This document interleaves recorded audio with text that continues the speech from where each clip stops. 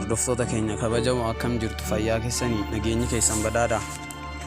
433 afaan Oromoo irratti odeeffannoo ispoortii Champions League Awurooppaatiin har'a gaggeeffaman gaggabaaboo isin biraan ga'uuf qophoofnee asitti argamneerra.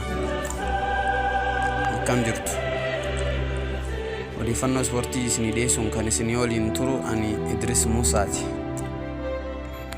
Guyyaa har'aa taphoonni Champions League Awurooppaa 8 magaalota Awurooppaa garaagaraa keessatti kan gaggeeffamu yoo ta'u, jalqaba irratti sa'aatii takkaa fi daqiiqaa 55tti taphni Manchester Cityin biyya Deenmaarkitti malee Kopenhaagen waliin falmii taasisuu hawwiin eegala. Taphataan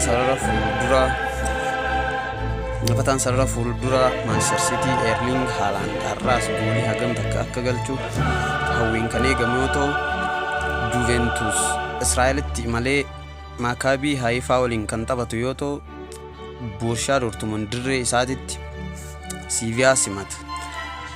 Kilabni biyya Croatia Dynamo Zagreb Salzburg waliin falmii cimaa kan taasisu yoo ta'u, AC Milan Chelsea waliin isteediyeemii isaa San Siro irratti falmii cimaa taasisa. Kilabni guddaan biyya Spain Real Madrid gara Ukraine imaluun Shakhtar Donetsk waliin kan taphatu yoo ta'u, PSG dirree isaatti Benfica simata. Celtic immoo RB Leipzig waliin dirree isaatti falmii cimaa taasisa jechuudha. Odeeffannoo dabalataatiin taphataan cimaan sarara fuulduraa Manchester City taphataan cimaan sarara fuulduraa PSG Lionel Andres Messi miidhama isa mudateen tapha Benfica dirree isaaniitti simatan kanaan ala ta'uu himameera.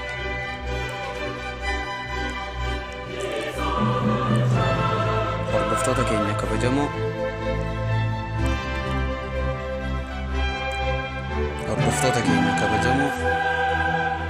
odeeffannoon ispoortii har'aaf jennee kan raawwatu yoo ta'u, odeeffannoo biraatiin hanga walitti deemnu turtii gaarii.